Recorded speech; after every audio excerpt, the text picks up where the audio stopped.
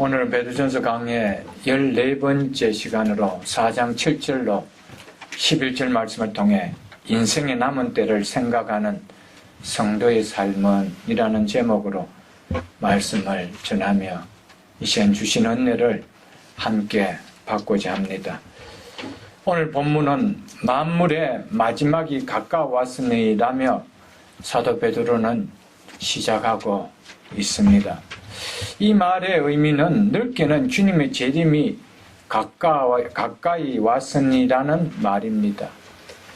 이 땅의 종말이 가까웠다는 말이라는 것이죠. 좁은 의미로는 개인적인 삶의 마지막이 지난날보다 가까이 왔다라는 말로 개인적인 종말이 가까이 왔다라는 말입니다. 우리에겐 두 가지 종말이 있습니다.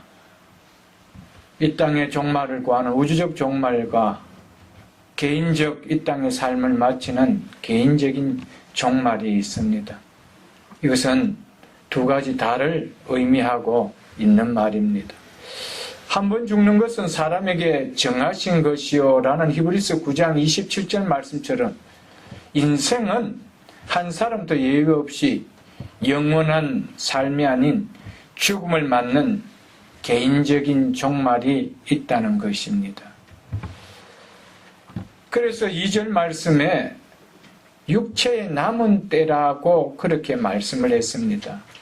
육신의 삶이 영원하지 않고 마지막 종말을 맞을 때가 있다는 것이죠. 그래서 육체의 남은 때가 있다는 것은 곧 이 땅의 삶에 마지막 마침표를 찍을 때가 있다는 것입니다. 이 사실에 확실하게 동의를 하십니까? 우리는 한 사람도 예외 없습니다. 수많은 사람들이 메모리얼 파크에 가보면 다 묻혀있는 것을 볼 것입니다. 우리는 어딘지 모르게 우리가 묻힐 자리 또한 있을 것입니다. 우리는 그런 인생입니다. 그것을 알고 사는 것이 성경은 지혜자라는 것이죠. 한때 우리의 삶에 강하게 인상을 남길 만큼 활동을 하셨던 노무현, 김대중, 김영삼 대통령도 육체의 남은 때를 나름대로 살다가 그 육체의 마지막을 고했음을 우리는 압니다. 이것은 나와 무관한 남의 얘기가 아니요 바로 우리의 얘기입니다. 곧 나의 얘기입니다. 우리는 이 땅에서 천년 만년 아니 영원히 살 것 같지 그런 마지막에 종말을 구한다는 사실을 잊어버리고 살면은 우리는 안 됩니다. 여러분과 우리 각자의 나의 남은 때는 얼마나 남아있을 것 같습니까?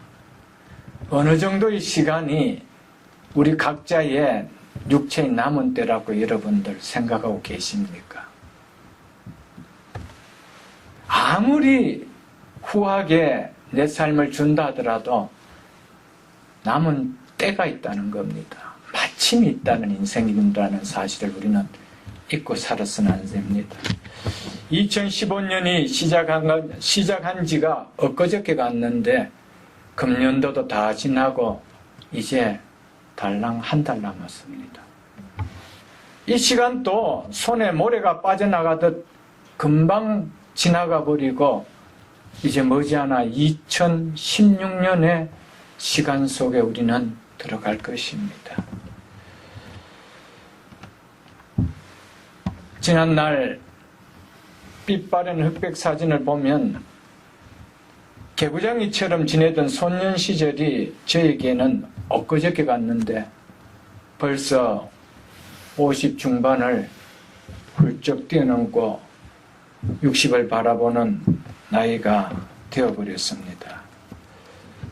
세월이 관역을 향해 당긴 화살처럼 빠르게 지나간다는 것이 실감이 납니다. 10년, 20년 뒤에 지금 설교하는 나의 모습을 보면 아, 저렇게 머리도 감고 젊게 목회할 때도 있었구나 하는 시간이 조만간 제게 오지 않을까요? 금방 다가올 것입니다. 머지않아 여러분의 손에 자녀가 아닌 손자, 손녀가 품에 안길 날이 그렇게 길지 않습니다. 할아버지, 할머니라고 부르는 시간이 그렇게 길지 않습니다. 세월이 빨라서가 아니라 우리 인생이 남은 때가 있는 유한한 삶이기에 이런 말을 하는 것 아니겠어요? 유한한 인생이 아니고 끝없이 영원한 인생이라면 한 해 한 해 시간이 빨리 지나가는 거, 그리고 나이가 먹는 거, 뭐 그렇게 아쉬움이 있겠어요. 그러나 남은 때가 있기에 그 때를 향해서 시간은 계속 갉아먹고 가고 있으니까 아쉽다는 것이죠.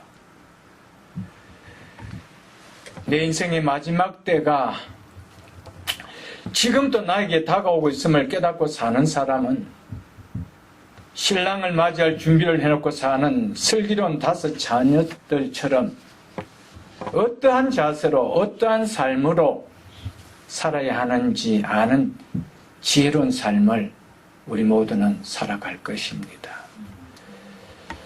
우리가 육체의 남은 때를 마치고 주님 앞에 설 마지막 때를 기다리는 성도라면 우리는 결코 이 땅이 영원한 것처럼 이 땅에 헛된 욕망을 추구하며 인생을 낭비하는 삶은 결코 살아가지 않을 것입니다. 결코 우리의 마지막을 잊어버리고 살기 때문에 마치 나는 이 땅에서 말은 언젠가 나도 죽겠지 하지만은 결코 나에게 죽음이 없는 것 같이 살기 때문에 이 땅에 잠시 잠깐 후면은 내 심장이 멈춘 날 다 놓고 갈 거, 그것 붙들기 위하여 우리는 이 땅에 진정한 것을 다 놓고 살아가고 있다는 것이죠. 어떻게 보면 지혜롭게 사는 인생 같은데 가장 어리석게 살고 있다는 것입니다. 여러분, 사도 베드로는 인생의 남은 때를 생각하는 성도라면 그 삶은 이런 삶이 되어야 한다라고 오늘 본문을 통해서 권면해 주고 있습니다. 그 권고의 내용이 11절까지의 말씀입니다. 먼저 7절 중반절을 보십시오. 그러므로 너희는 정신을 차리고 근신하여 기도하라. 이렇게 말씀하고 있습니다. 인생의 남은 때를 생각하는 성도라면 먼저 무엇을 해야 해요? 기도라고 하죠. 기도하는 삶을 살아야 된다는 겁니다. 그것도 생각 없이 살면서 하는 기도가 아닌, 생활은 내 마음대로 하면서 하는 기도가 아닌 정신을 차리고 근신하여 하는 기도라는 것입니다. 긴장을 늦추지 않고 하는 기도라는 것입니다. 여러분, 우리가 영적으로 정신을 차리지 않고 영적으로 늘 깨어 조심하지 않으면은 본향을 향해 나가는 나그네 민 성도의 정체성을 우리는 잃어버리고 삽니다. 똑같이 믿지 않는 사람의 모습과 같이 나도 그들과 똑같은 걸음을 하고 있고 똑같은 삶을 살고 있고 똑같은 생각을 하고 있습니다. 이 땅을 영주자처럼.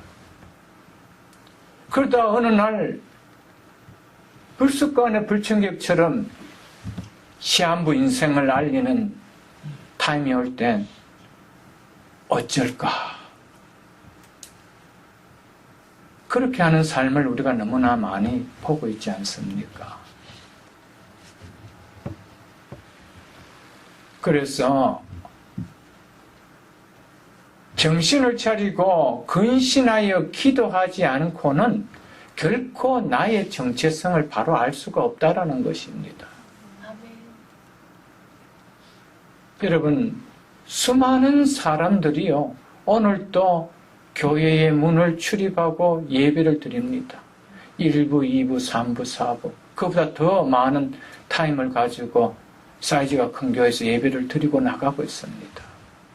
그 중에 얼마나 내 육체의 남은 때가 있음을 기억하고 그 준비된 삶을 살아가는 성도의 수는 얼마나 될까요? 여러분, 기도의 삶이 없으면 나의 정체성은 깨닫지 못합니다. 절대로 못 깨닫습니다. 그래서 오늘 사도 베드로는 만물의 마지막이 가까워 있으니 그러므로 너희는 정신을 차리고 근신하여 기도해야 된다라고 말씀하고 있습니다. 여러분과 저는 중고등학교 소년 시절이 아닙니다. 청년의 때도 아닙니다. 이제는 중년을 다 넘어섰습니다. 이제 우리의 삶에 육체의 남은 때는 살아온 때보다 짧게 남았습니다. 우리의 삶에 무엇보다 기도로서 우리 남은 시간들을 하나님 앞에 설 준비를 해야 된다는 것입니다. 기도 없이는 우리는 똑같이 마지막 80이 되었든 90이 되었든 이 땅의 삶만을 위해서 살다 갈 수밖에 없다는 것이죠.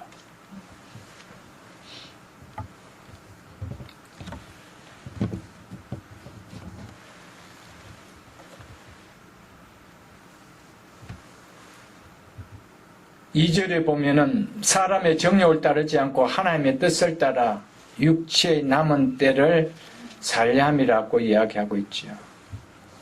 이것은요, 우리의 육체의 남은 때에 하나님의 뜻을 따라 사는 것은요, 사람의 정욕을 따르지 않고 하나님의 뜻을 따라 사는 것은요, 기도하지 않고는 결코 깨닫지도 못하고 그렇게 살아갈 수도 없다는 것입니다.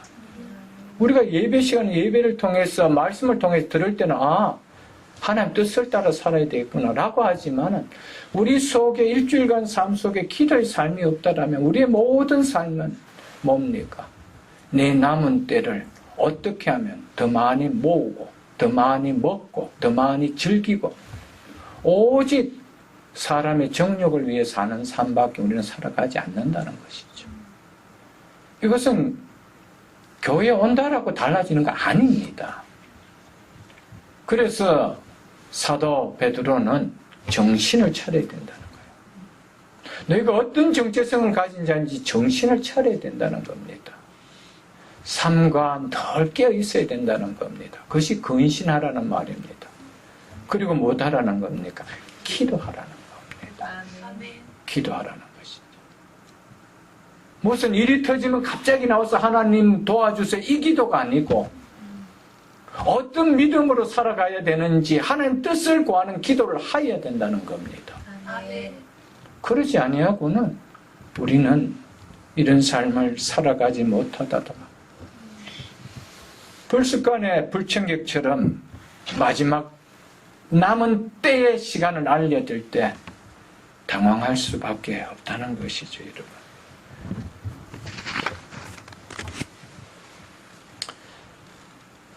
여러분, 하나님의 뜻, 이것이 우리 남은 때에 어떻게 살아야 되는지 삶의 목적입니다. 먹든지 마시든지 무엇을 하든지 하나님의 영광을 위해서 그 하나님의 뜻을 구하며 살아가는 삶이지요. 그런데 내가 기도를 통해서 하나님의 뜻을 깨닫지 못하면은 내가 하나님의 뜻이 무엇인지 내가 알지를 못합니다. 설령 말씀을 통해서 하나님 뜻이 이거구나라고 안다 할지라도 하나님의 뜻을 실천할 수 있는 능력은 기도를 통해서 부어지기 때문에 결코 하나님 뜻을 실천하며 살아가는 삶은 사라질 수 없다는 것입니다. 여러분 가만히 있는데 여러분의 삶 속에 하나님의 뜻을 실천할 수 있는 삶을 살아가는 힘이 나옵니까? 능력이 나옵니까? 여러분 하나님의 능력은 기도 가운데 부어집니다. 아멘. 우리의 속에 주신 말씀이 내 속에 능력으로 임하기 위해서는 기도가 있어야 된다는 거예요. 기도를 통해서 말씀이 능력이 되게 하시고 말씀이 힘이 되게 하시고 그 말씀을 실천할 수 있는 힘이 우리에게 주어진다는 것이죠. 아멘. 그렇지 않다면 왜 성경은 그렇게 많이 우리에게 기도하라고 할까요? 여러분 기도하지 않으면은요 결국 우리는 우는 사자처럼 두루다니는 마귀에게 우리는 넘어질 수밖에 없습니다. 이것을 베드로가 친히 경험해 본 자였습니다. 그래서 하는 얘기가 바로 이 얘기입니다. 정신을 차리고 근신하여 기도하라는 것이죠. 아멘.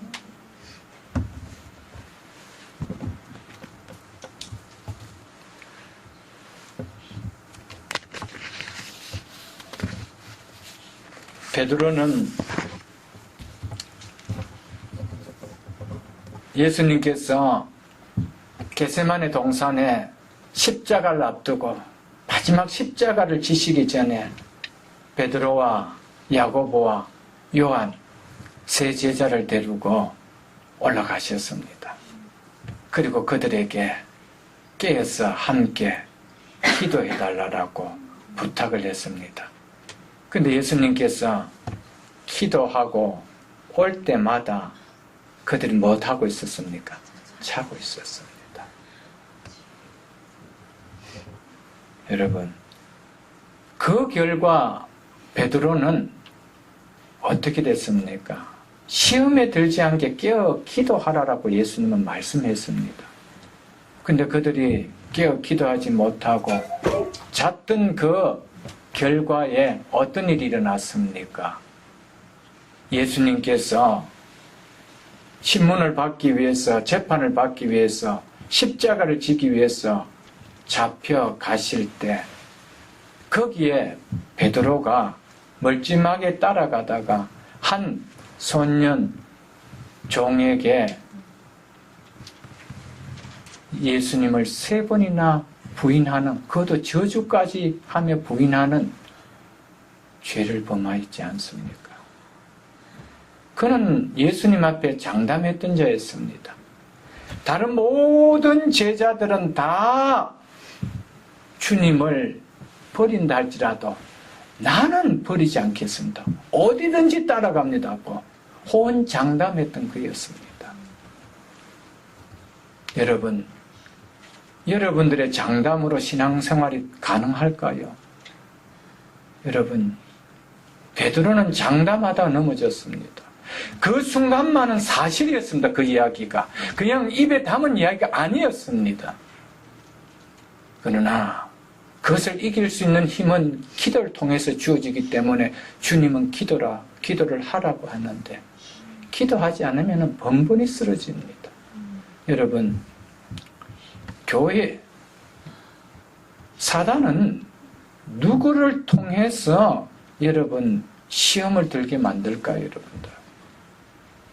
그것은 기도하지 않는 자입니다. 그건 틀림없습니다. 그건 들어가기 너무나 좋게 되어 있습니다. 아무런 방패가 없습니다. 그러나 기도의 무릎을 꿇고 하나님 앞에 하나님의 뜻을 구하고 기도하는 자에게는 접근할 구멍이 없습니다. 어디에 틈이 있나요, 여러분들? 여러분, 그래서 사도 베드로는 정신을 차리고 깨어 기도하라고 이야기했습니다. 아멘. 사랑하는 성도 여러분, 여러분과 저의 삶 속에 남은 인생 속에 정말 육체의 정욕이 아닌 하나님의 뜻을 따라 살다가 하나님 부르시는 그날 주님 앞에 서기 위해서는, 정말 잘 서는 인생이 되기 위해서는 우리의 삶 속에 기도의 무릎을 꿇는 열심들이 회복되어야 될 줄 믿습니다. 아멘. 이거 없이는 말씀 하나만 가지고는 안 됩니다. 그 말씀은 남을 정죄하는 도구로는 쓸 수 있는 지혜로 쓰일지는 몰라도, 지식으로 쓰일지 몰라도, 율법으로 갖다 댈지는 몰라도 내 삶을 실천한 능력은 일어나지 않습니다. 그것은 기도할 때 주어집니다. 아멘. 기도할 때 하나님 뜻을 실천할 수 있는 능력이 부어진다는 것이죠. 아멘. 믿는 성도가 기도가 잠들면, 기도의 생활에 실패하면 삶은 실패합니다. 왜냐하면 성도가 일어설 수 있는 지팡이는 기도밖에 없습니다. 내가 설 수 있는 지팡이는 언젠가는 무너집니다. 이것을 건드리면 다 무너져요. 근데 기도의 지팡이는 주님이 주신 지팡이이기 때문에 무너지지 않습니다. 아멘. 세워집니다. 그래서 기도하는 인생은 결코 실패하는 인생이 아닙니다, 여러분들. 아멘. 그래서 제가 여러분들에게 늘 누차 이야기하지 않습니까? 자녀들에게 기도하는 부모가 되어라. 다른 거 물려주지 못하더라도 기도 물려주는 부모가 되어라. 기도로 키워주는 자녀는 망하지 않습니다. 아멘. 절대로 망하지 않아요, 여러분.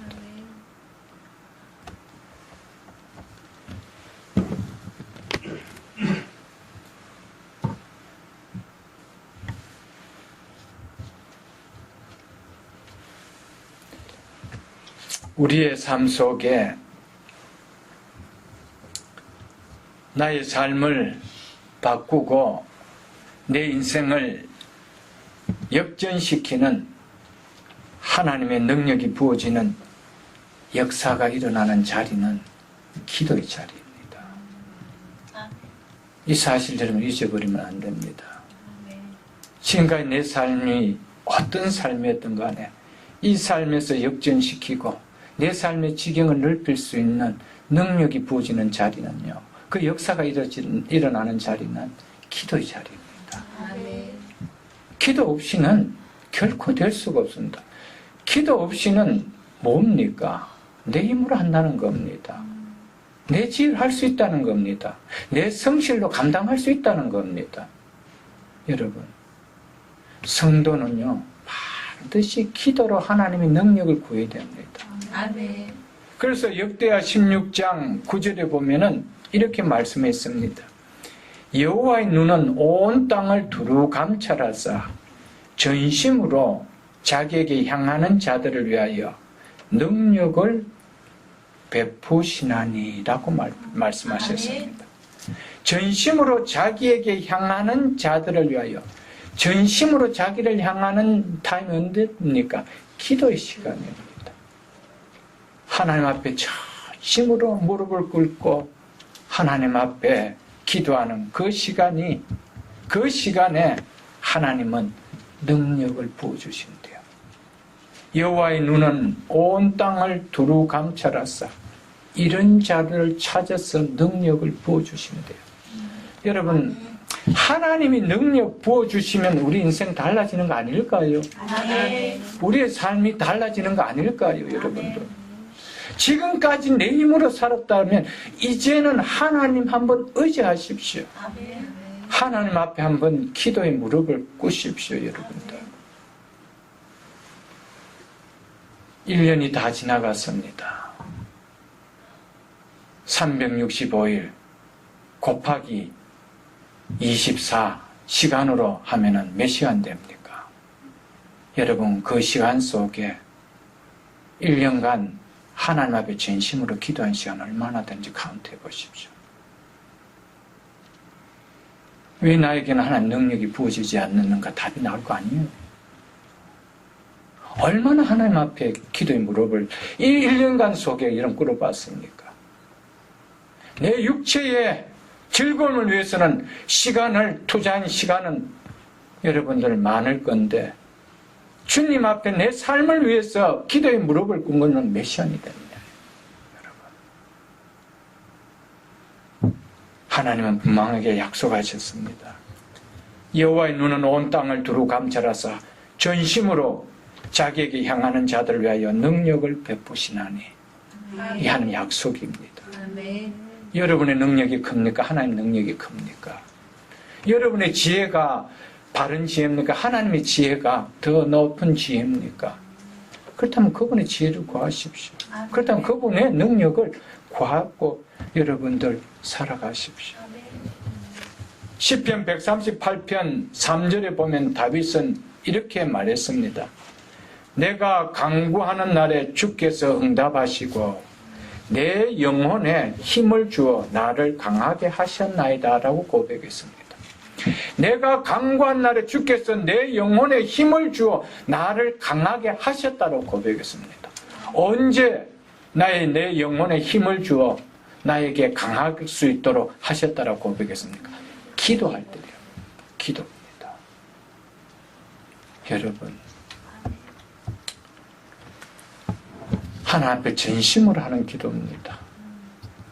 정신을 차리고 근신하여 하는 이 기도 속에는요, 하나님은 내 영혼에 힘을 줄 뿐 아니라 나를 영적과 육적으로 강하게 해주시는 일이 일어난다는 사실입니다.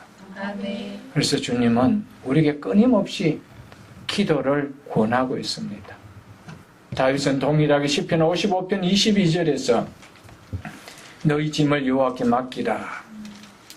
그가 너를 붙드시고 의인의 요동함을 영원히 허락하지 아니하시리로다 라고 고백했습니다. 너희 짐을 여호와께 맡기라.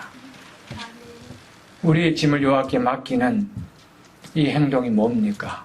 기도입니다. 하나님, 내가 가지고 있는 짐이 이겁니다. 내 힘으로 할 수도 없고 내가 한다더라도 이 일이 앞으로 어떻게 될지도 모릅니다. 하나님 앞에 맡깁니다. 하나님이 경영자가 되어주시고요. 하나님께서 옳은 길로 인도해 주십시오. 맡기십시오. 아멘. 그럴 때 의인의 요동함을 영원히 허락하지 아니하신다라고 약속했습니다. 그 문제를 내가 붙들어 준다라고 약속했습니다. 여러분, 기도하지 않는 삶에 하나님의 은혜와 하나님의 축복은 아니랍니다. 하나님이 주시는 축복의 통로는 기도입니다, 여러분들. 기도입니다. 기도를 꼭 하셔야 돼요, 여러분들. 자녀를 두고도 기도해야 됩니다. 여러분의 가정을 두고도 기도해야 됩니다. 하나님께서 허락하신 이 기업을 하나님 축복해 주셔야 됩니다. 은혜의 울타리로 보호해 주셔야 됩니다. 그 기도해야 됩니다. 여러분, 하나님의 은혜와 축복은 반드시 기도의 자리에 임합니다. 기도의 열매로 주어집니다. 구원은 하나님의 전폭적인 은혜로 받습니다. 그러나 구원받은 백성이 이 땅을 살아가면서 주시는 하나님의 은혜와 복은 기도의 열매입니다, 여러분들. 그래서 우리 주님께서 내 이름으로 무엇이든지 구하라고 그랬습니다. 여러분, 구하십시오. 구하는 삶이 있어야 됩니다, 여러분. 저는 목사로서 늘 안타까운 마음이 있습니다. 얼마든지 하나님이 주시는 은혜를, 하나님 주시는 복을 받아 누리면서 살아갈 수 있는 삶인데 왜 그거를 누리며 받지 못하고 계속 그대로 살아가는가 안타까움이 늘 있습니다. 왜냐하면 답을 아는 사람이기 때문에 그래요.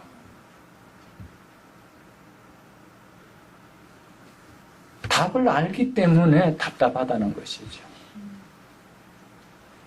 그런데 두 가지입니다. 기도에 무릎을 꿇지 못하는 이유가 하나는 기도한다고 되느냐는 하나님에 대한 의심입니다.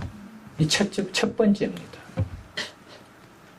두 번째는 기도는 노동이기 때문에 그렇습니다.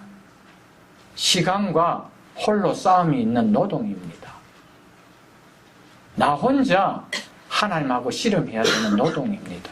그게 귀찮다는 것이죠. 불로소득을 얻고 싶다라는 겁니다. 아무런 노동 없이 그냥 주어지는 것. 여러분, 하나님은 신실하신 분입니다. 네 손이 수고한 대로 내가 복을 주겠다는 것이 약속입니다. 아멘. 특별히 기도의 손을 구십시오. 모으십시오. 아멘. 기도의 무릎을 구십시오. 아멘. 이게 하나님의 은혜지요. 여러분, 가정을 위해서 여러분 꼭 기도하십시오. 아무리 내가 많은 것을 가지고 내가 능력이 있다 하더라도 내 힘으로 내 가정 못 지킵니다. 여러분, 건강도 하나님이 지켜주셔야 돼요, 여러분들. 여러분, 건강 위해서 하나님 늘 기도하십시오. 저도 운동도 하지만 하나님 늘 건강을 위해서 기도합니다. 하나님 목회 마칠 때까지 건강 다치지 않고 목회할 수 있게 해달라고. 이것이 목회 짐이 되지 않게 해달라고 늘 기도합니다. 저는 기도만 할 뿐 아니라 또 하나님 주신 시간 속에서 건강을 지키는 제 관리도 합니다. 여러분, 건강을 위해서 기도하십시오. 딱 병 생기고 나서 하나님 어찌하면 좋겠습니까? 하지 마시고요. 차 사고 난 다음에 고치러 들어가지 마시고 고장 나지 않도록 먼저 예방하는 것 은혜 아닙니까, 여러분들? 그냥 기업을 두고 늘 기도하십시오. 뭐 잘 풀리면은 그냥 가는 겁니까? 하나님, 이 기업 하나님 더 하나님 앞에 쓰임 받을 수 있도록 도와주옵소서. 기도하셔야 되죠. 어찌 기도 안 하고 살 수 있나요? 그 비결 있으면 저한테 좀 가르쳐 주십시오. 저도 기도 안 하고 좀 목회해 봤으면 좋겠습니다. 기도 안 하고 살 수 있나요? 기도 안 하고 자녀들 키울 수 있나요? 기도 안 하고 여러분들 가정 지킬 수 있나요? 저도 그럴 수 있으면 그렇게 해봤으면 좋겠어요. 여러분, 기도하십시오.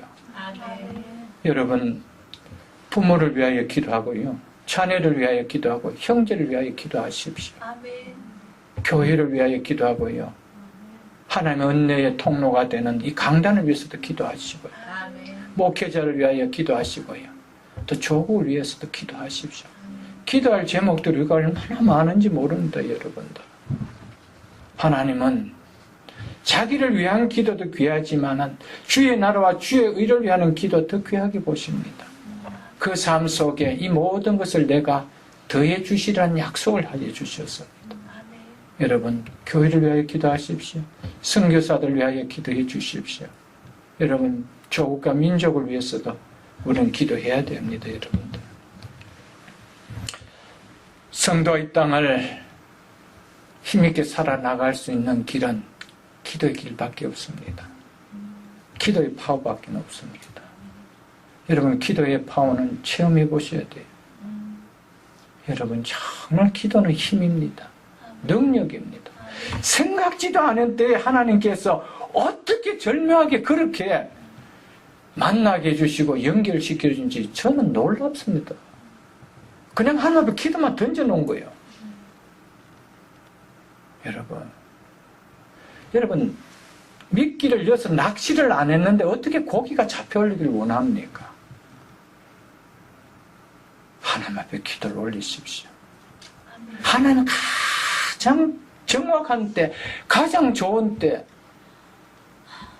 정말 돈을 주고 살 수 없는 은혜를 주십니다. 아멘. 목사이기 때문에 다 간증을 못해요. 여러분, 정말 놀랍습니다. 어떻게 그렇게 하나님은 역사하고 계시는지. 여러분, 기도하십시오. 정말 기도를 여러분의 삶 속에 들으십시오. 그리고 자녀들이, 우리 부모들이 기도하는 모습을 꼭 보여주십시오. 우리 부모는 기도하던 부모라는 사실을 꼭 기억하십시오.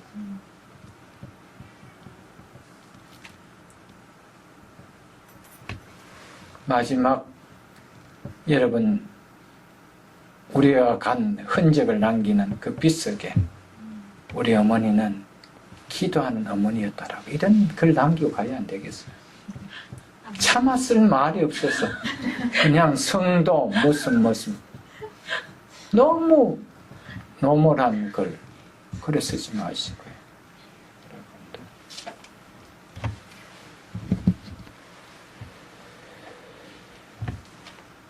여러분 기도에 회복이 있기를 주의 이름으로 축복합니다. 아멘. 8절에 이렇게 이야기하고 있습니다. 무엇보다 뜨겁게 서로 사랑할지니 사랑은 허다한 죄를 덮느니라.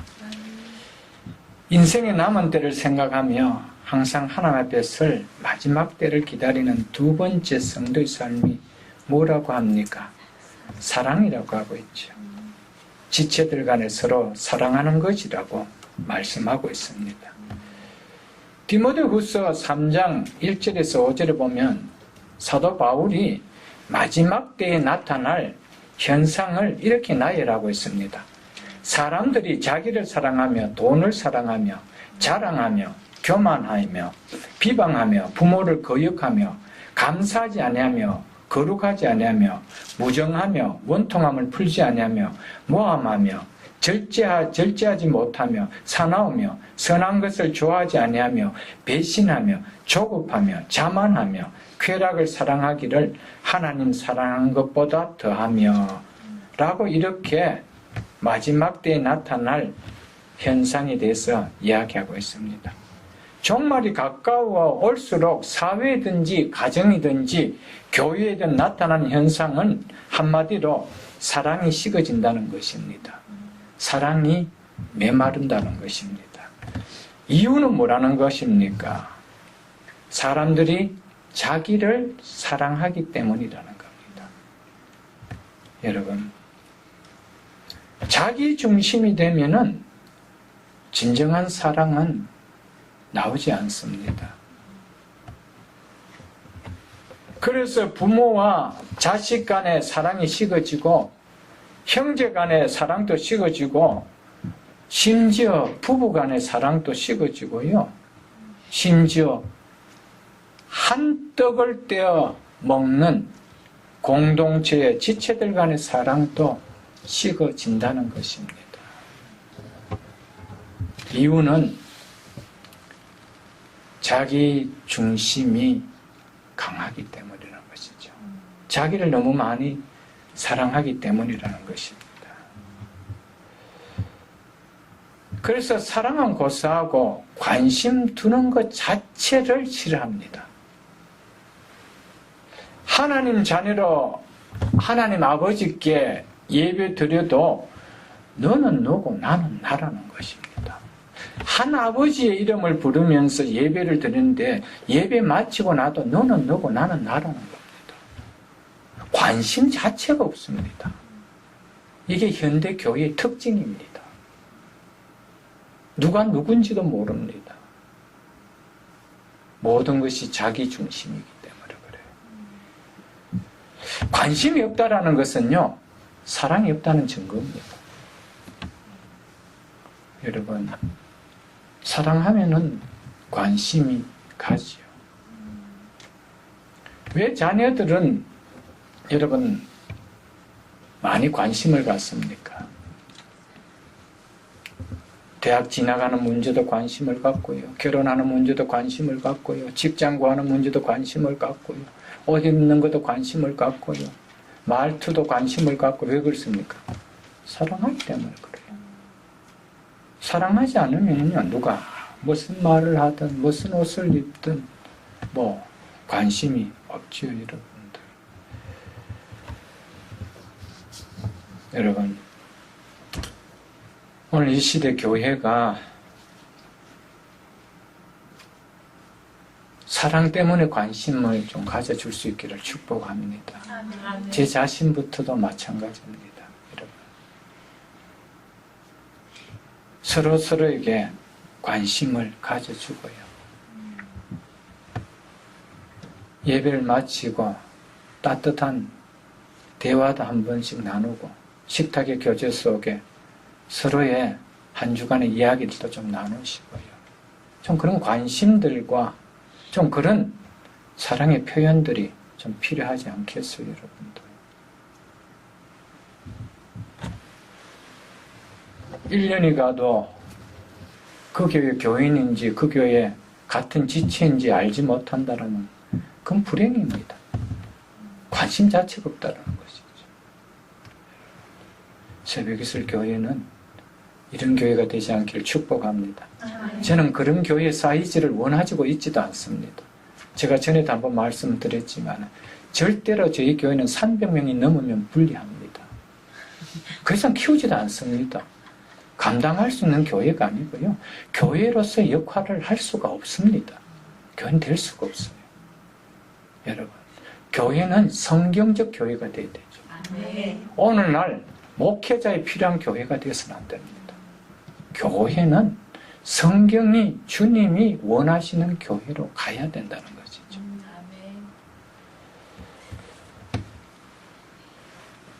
요한복음 13장 34절에서 35절에도 보면 예수님께서 이렇게 말씀하셨습니다. 그래서 새 계명을 너희에게 주노니 서로 사랑하라. 내가 너희를 사랑한 것 같이 너희도 서로 사랑하라. 너희가 서로 사랑하면 이로써 모든 사람이 너희가 내 제자인 줄 알리라 라고 말씀하셨습니다. 사회이든 가정이든 교회이든 사랑이 식어지면 그곳에서 무엇이 일어날까요? 그것은 분열이 일어납니다. 깨어짐이 일어납니다. 그래서 기쁨도 평안도 사라지고요. 행복한 공동체는 가정에서도 교회에서도 결코 일어나지 않습니다. 그리고 사랑이 식어지면은 가정 공동체든지 교회 공동체든지 공동체에 무슨 일이 일어나도 별 관심이 없습니다. 그러니 그렇죠, 여러분들. 그러니 사랑이 식어졌다는 증거입니다. 관심 자체가 없습니다, 여러분들. 사단은 할 수만 있으면은 성도 간에 서로 또 목회자와 또 성도 간에 또 모든 공동체가 사랑하는 것을 보는 것을 굉장히 불편해합니다. 그래서 하나 되게 하는 것을 못하게 합니다. 그래서 믿음의 씨가 아닌 분열의 씨를 사단은 뿌립니다. 그래서 교회에 분열이 생기게 하고요. 서로가 하나 되지 못하도록 하는 일들이 많이 일어납니다. 이것은 우리가 조금만 교회 생활을 해보신 분들은 너무나 교회 안에서 많이 봐왔습니다. 그래서 교회가 심지어는 갈라지기도 하고요. 깨어지기도 하고 그래서 없어지기도 하는 경우도 여러분 많이 봤을 것입니다. 베드로 당시 이 당시는 참으로 힘들었던 시대였습니다. 모두 다 네로의 핍박으로 말미암아 흩어져서 나그네로 지내던 시대였습니다. 자기 몸 하나 돌보기 그렇게 넉넉한 삶이 아니었습니다. 그래서 타국에서 나그네로 지냈던 삶이었습니다. 그들을 향해서 힘든 상황 속에서 공동체 안에서 뭘 하라고 이야기했습니까? 뜨겁게 서로 사랑하라고 이야기했습니다. 내 몸 하나 가누기 어려운 형편입니다. 그런 삶이었습니다. 그럼에도 불구하고 서로 사랑하라고 이야기했습니다. 오늘 우리라면은 훨씬 더 쉽지요. 베풀 것도 있고 나눌 것도 있고 같이 쉬어야 할 것도 있으니까 이 말이 더 쉽게 받아질 수 있는 상황입니다. 그러나 베드로 당시는 정말 어려웠습니다. 이런 속에서 사랑한다는 것은 뒤에 보면 알겠지만 대접하는 겁니다. 베푸는 겁니다. 이건 결코 쉽지 않아요. 여러분.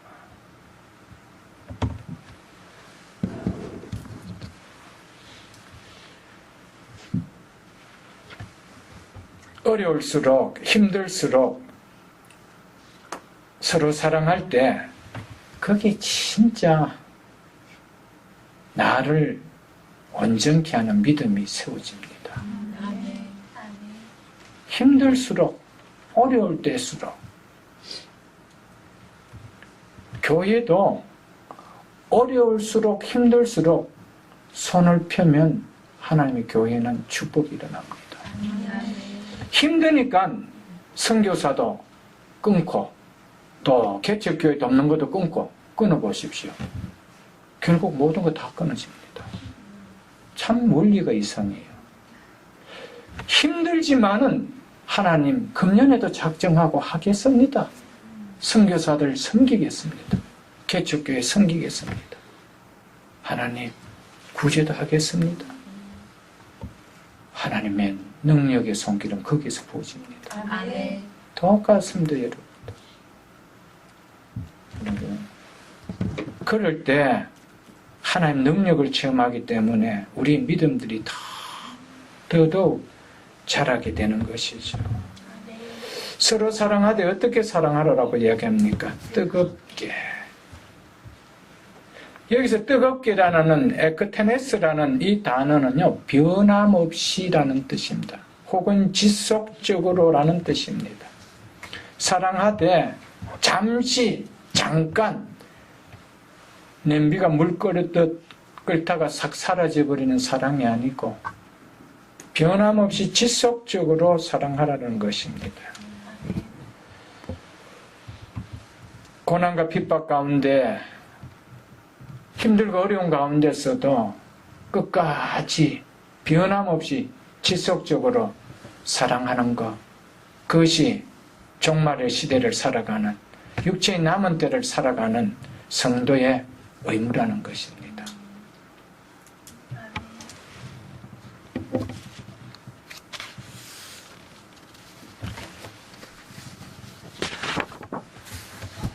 새벽이슬 교회가 서로서로를 정말 관심을 갖고 뜨겁게 사랑하는 교회가 될 수 있기를 주의 이름으로 축복합니다. 아멘.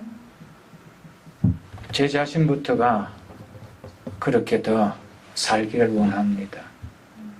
여러분들도 우리 모든 지체들을 향해서 더 뜨겁게 사랑하고 더 뜨겁게 여러분들 지속적으로 변함없이 이렇게 사랑해 줄 수 있는 신앙으로 서기를 축복합니다. 아멘. 우리가 함께 하나님의 나라에서 만날 지체들을 사랑하다가 그곳에서 서야 되지, 미워하다가 서고 미워하다가 만나서는 되지 않지 않습니까? 여러분, 이 말씀을 생각하면서 여러분들 이런 회복이 있기를 원합니다. 아멘. 변함없이 지속적으로 서로 사랑해야 하는 이유가 뭐라고 이야기합니까? 사랑은 허다한 죄를 덮기 때문이라는 것입니다. 여기서 허다한 죄라는 것은 일상생활에서 범하는 허물들을 이야기합니다. 또는 그 약점들이 있습니다. 그 사람이 가진 약함들이 있습니다. 이 죄를 덮어준다는 것은 불의와 불법을 그래 괜찮다라고 덮어주는 것이 아닙니다. 나는 당신을 사랑해. 그런 죄 괜찮아. 또 죄도 돼. 괜찮아. 그걸 이야기하는 것이 아닙니다. 불의와 불법을 덮어주는 것이 아닙니다. 다른 사람의 허물을 용서해주고 이해해주는 것을 이야기합니다. 진짜 사랑한다라면 불법과 불의는 정확하게 권면해야 됩니다. 그렇게 하면 안 된다라고. 그것이 진짜 뭐죠? 사랑이죠. 아멘. 잘못할 때는 그렇게 신앙생활하면 안 됩니다 하고 이야기해 줘야 됩니다. 그렇게 신앙생활 해서는 안 됩니다. 성도로서 그렇게 살아서는 안 됩니다. 이것이 사랑이죠. 그래서 사랑은 뭐가 있습니까? 매가 있습니다. 징계가 있죠. 우리 주님도 우리를 사랑하기 때문에 뭘 주십니까? 징계하신다 그랬습니다. 그러나 우리의 약함들, 우리의 잘못들, 이 허물은 사랑으로 뭐 할 수 있다는 겁니까? 덮어줄 수 있다는 것입니다. 서로 사랑하라. 내가 너희를 사랑한 같이 너희도 서로 사랑하라라고 주님은 말씀했는데 서로 사랑하되 내가 너희를 사랑한 것 같이 너희도 서로 사랑하라고 이야기합니다. 주님이 우리를 어떻게 사랑하셨나요? 여러분, 이게 중요한 것이죠. 여러분과 저는 주님의 사랑 때문에 구원받은 자입니다. 아멘.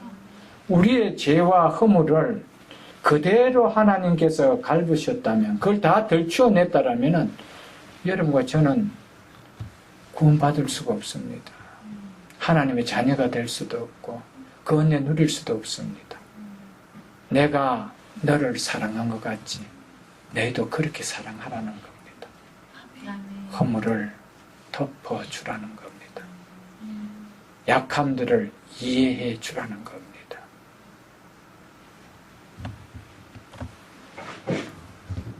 무엇보다 뜨겁게 서로 사랑할지니 사랑은 허다한 죄를 덮느니라고 베드로가 말한 것은요, 베드로 자신이 허물과 죄로 덮어주시는 예수님의 사랑을 누구보다도 진하게 체험했던 자였기 때문에 이야기를 합니다. 그는 예수님을 3번이나 부인했고 저주까지 했던 제자였습니다.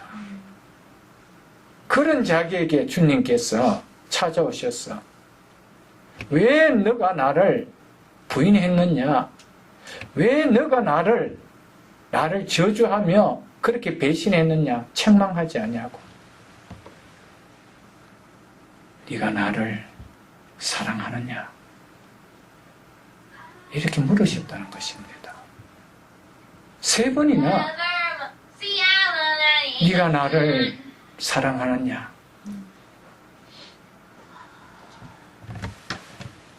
허물을 덜추어서 책망하지 않으시고 네가 여전히 나를 사랑하고 있느냐는 그 물음 앞에 베드로는 내가 주를 사랑하는지 주께서 아시나이다라고 고백하지 않았습니까? 만일 책망했다라면 상황은 달라졌을지도 모를 것입니다.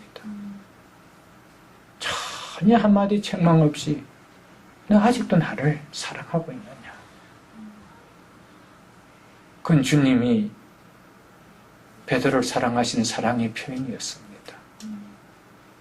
그런 베드로에게 예수님은 내 양을 먹이라 라고 했죠.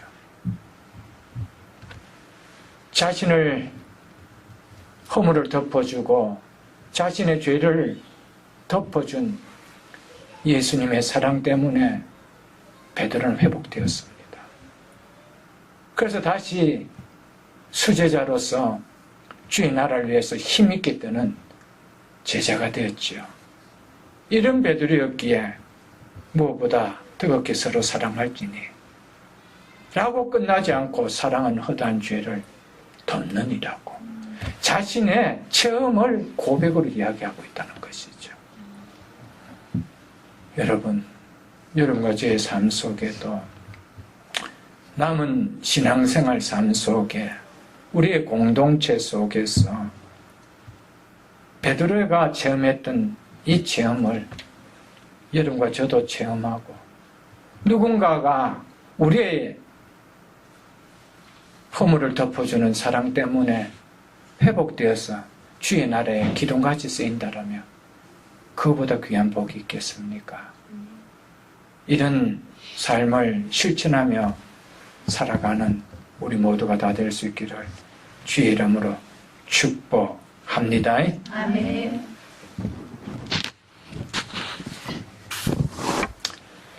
그리고 우리가 지체들을 사랑할 때 한 가지 꼭 기억해야 될 것이 있습니다.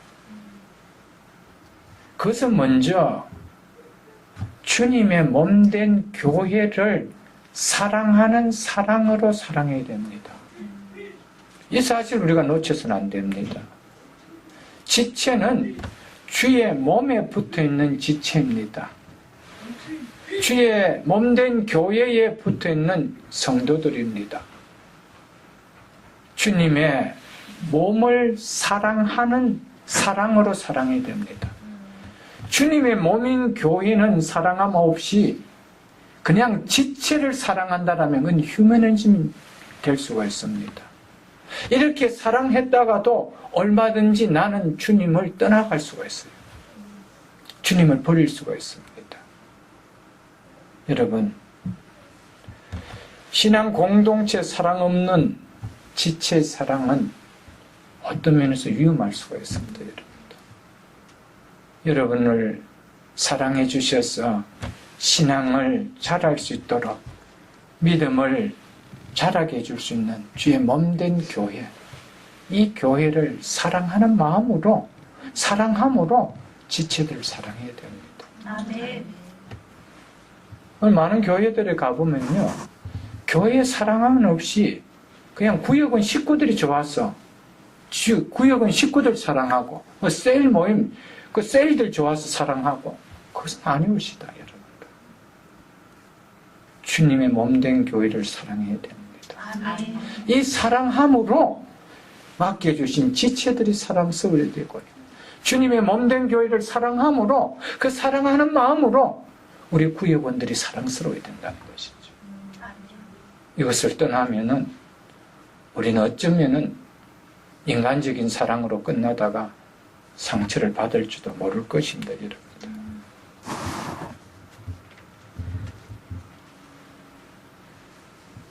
9절을 보십시오. 서로 대접하기를 원망 없이 하고 인생의 남은 때를 생각하는 세 번째 성도 삶이 뭐라고 이야기합니까? 대접하는, 즉 베품의 삶이라고 하고 있죠. 사랑하는 지체들 간에 서로 베품의 삶이라고 이야기하고 있습니다. 서로 대접하라. 원웨이가 아닙니다. 서로 베푸는 삶을 살으라는 겁니다.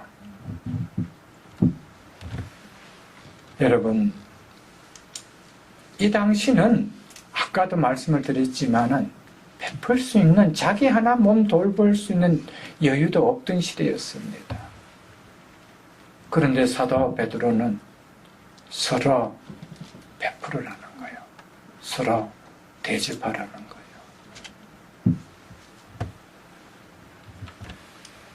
여러분, 이것이 진정한 사랑입니다, 여러분들.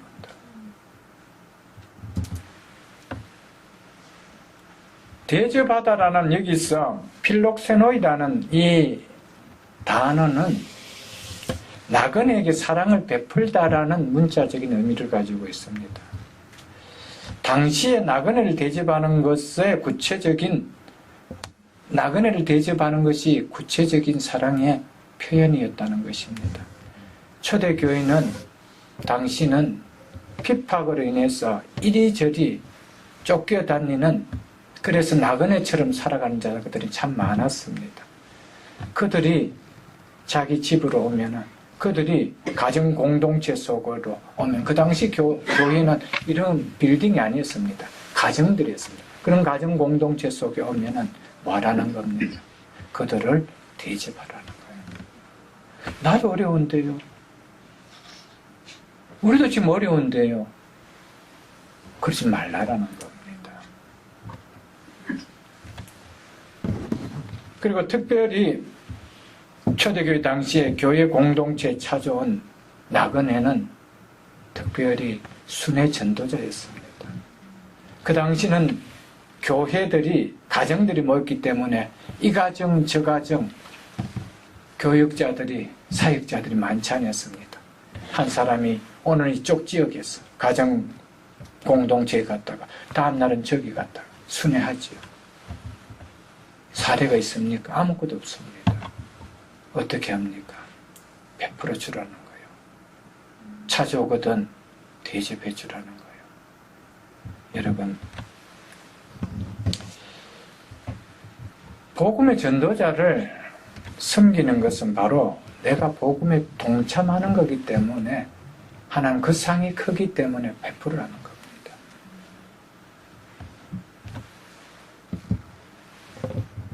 세상이 가면 갈수록 자기 중심적인 삶이 되다 보면은 베푸는 것에 대해서 참 우리가 인색해질 수가 있습니다. 그리고 이것에 대해서 좀 불편해 여깁니다. 이것은 특별한 사람들만이 하는 것으로 생각하고 있습니다. 절대 그렇지 않습니다. 여기 지금 베드로가 이야기하는 것은 흩어진 모든 성도인 나그네들에게 이야기하고 있습니다.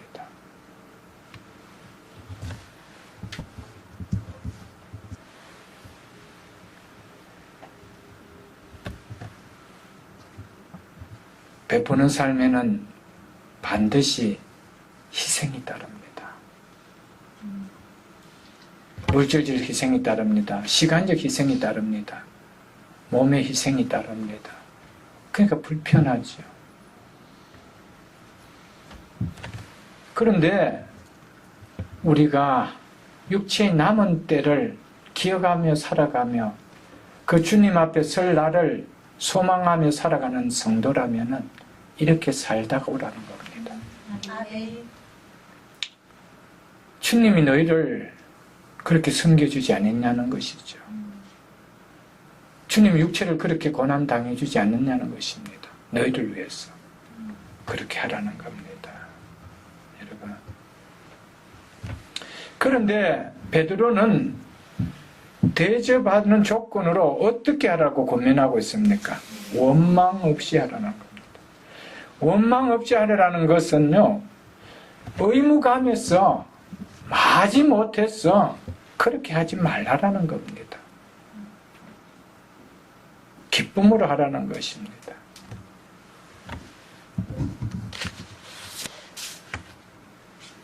시간적으로, 물질적으로, 육체적으로 손해가 있고 아픔이 있으니까 하고 나서 불평할 수가 있습니다. 근데 한 번 할 때는 기쁨을 할 수가 있습니다. 두 번, 세 번까지 잘합니다. 또 내가 해야 됩니까? 이제 뭐가 나옵니까? 불평이 나오죠. 또 내가 해야 됩니다라고 하는 것은 축복입니다. 또 할 수 있도록 맡겼다는 것은요, 얼마나 답답했으면 또 맡기겠어요. 믿으십니까? 아멘. 축복입니다. 여러분, 우리가 희생하는 만큼 하나님의 복은 다릅니다. 아멘. 여러분, 섬길 때 절대로 불평하지 마십시오. 아멘. 기쁨으로 하십시오. 불평해버리면 이미 내 상은 다 하고 다 쏟아버렸습니다. 그 얼마나 안타까워요, 여러분들. 기쁨으로 하십시오. 그래서 10절에 보면 이렇게 이야기합니다. 각각 은사를 받은 대로 하나님의 여러 가지 은혜를 맡은 선한 청지기 같이 서로 봉사하라라고 이야기합니다. 인생의 남은 때를 생각하는 네 번째 성도의 삶은 청지기 정신으로 삶을 살으라는 겁니다. 청지기가 무엇입니까, 여러분들? 청지기는 맡은 자, 관리자라는 뜻입니다. 내 것을 가지고 내가 하는 자가 아니라 이 말입니다. 청지기는 주인이 맡겨준 것을 내가 마음 뿐입니까? 맡아서 관리하는 자밖에 아니라는 것이죠. 청지기는 누구의 뜻대로 사용할 뿐입니까? 주인의 뜻대로 사용할 뿐이라는 것입니다. 봉사를 그렇게 하라는 겁니다. 아멘. 선한 청지기 같이 서로 봉사하라는 겁니다. 베풀으라는 겁니다. 그래서 여러분들 섬김에 있어서는요, 청지기 정신을 잃어버리면은 우리의 상을 다 잃어버립니다. 왜 불평합니까? 내 것만 왜 자꾸 손해보느냐는 것이죠. 나만 왜 자꾸 손해보냐는 것이죠. 여러분, 꼭 명심하십시오. 한 만큼 채워줍니다. 아멘.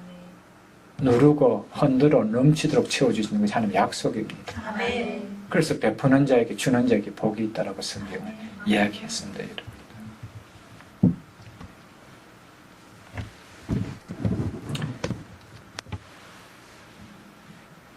그래서 그래서 10절에 보면 각각 은사를 받은 대로 하나님의 여러 가지 은혜를 맡은 이렇게 했습니다. 여러분, 하나님의 은혜로 내가 섬길 만한 여유도 있는 거고요. 섬길 수 있는 그런 캐릭터도 주신 거고요. 섬길 수 있는 시간도 주신 거고요. 섬길 수 있는 여건도 주신 것입니다. 아멘. 그게 하나님의 은혜로 주어졌대요. 아멘. 그래서 못하지 말래요. 불평하지 말고 선한 청지기 같이 그렇게 행하라는 겁니다. 아멘. 여러분 모든 거 하나님 앞에 교사로 맡았습니까? 여러분 찬양 리더자로 맡았습니까? 구역장으로 맡았습니까? 여러분 각 교회 우리 각 지체 부서에 여러분 맡은 일들이 있습니다. 여러분 하나님께서 은혜 주신 것으로 감당하십시오. 아멘. 하나님께서 나에게 맡겨주신 것을 내가 행한다라고 여러분 하십시오. 거기에는 기쁨이 있습니다. 아멘. 거기에는 주인의 뭐가 있습니까? 칭찬이 있습니다. 내 것을 가지고 주인을 걸 가지고 내 것처럼 행사를 할 때 주인이 보면 뭐라 그러겠어요? 저 내 것 가지고 되게 행사하고 있네. 주인이 싫어하지요. 근데 주인의 걸 가지고 주인 것 같이 행사할 때 주인이 볼 때 어떻게 합니까? 그래 더 해라라고 더 주고 싶지 않겠어요? 여러분 그 마음입니다. 여러분 더 섬겨주십시오. 저는 하나님께서 말씀을 전할 수 있는 기회를 제게 전해 주셨기 때문에 그것도 저는 젊을 때 부름을 받지 못했고 늦지막한 나이의 목회에 부름을 받았기 때문에 제게 준 시간이 짧아요. 그래서 할 수만 있으면은 이것을 다 쏟아놓고 제 사역을 마치고 싶었어. 그래서 때로는 좀 힘들겠지 느껴져도 또 가르치고 또 가르치고 자꾸 그러고 싶어요. 제 것이 아니기 때문에. 그래서 제가 그랬죠. 제가 아는 만큼 우리 성도들이 그대로 다 알았으면 좋겠다는 것이 제 주관입니다. 제가 알고 있는 성경은 만큼 함께 알고 함께 누리는 것. 여러분. 하나님 주신 은혜였기 때문에 가능하죠. 11절 보고 말씀을 맺겠습니다. 만일 누가 말하려면 하나님의 말씀하는 것 같이 하고 누가 봉사하려면 하나님이 공급하시는 힘으로 하는 것 같이 하라. 이렇게 이야기하고 있죠. 그래서 누가 말하려거든. 교회 안에는 두 가지 은사가 있습니다. 그거예요. 첫째로는 말로 하는 은사가 있고요. 또 하나는 몸으로 섬기는 은사가 있습니다. 이 모든 것은 다 누구의 힘으로 하라는 겁니까? 하나님이 공급하신 힘으로 하라는 겁니다. 아멘. 저같이 가르치는 은사를 받았다든가 혹은 뭐 가르치는 또 은사를 받은 구역장이든가 다 누구의 힘으로 합니까? 하나님이 공급해 주신 힘으로 합니다. 그래도 거기에는 불평하면 안 돼요. 또 몸으로 섬기는 사람들이 있습니다. 그것도 무슨 힘으로 하래요? 하나님이 공급하시는 힘으로 하는 것 같이 하라는 것입니다. 여러분, 하나님이 공급해 주셨다. 하나님이 이거 할 수 있는 은혜를 주셨다. 힘을 주셨다. 모든 환경을 주셨다. 이거 믿으면 나 할 수 있는 겁니다. 아멘. 기쁘게 할 수가 있다는 것이죠. 내 것을 가지고 한다라면 자꾸 아끼고 싶어요. 야, 이거 내가 어떻게 해서 깨달은 건데 성도들 가르쳐 줄 수 있겠느냐 이런 마음이 들죠. 그렇죠. 내가 어떻게 해서 이걸 버렸는데 이걸 가지고 지체들 외에 내가 쓸 수 있느냐 이런 마음이 생기죠. 여러분.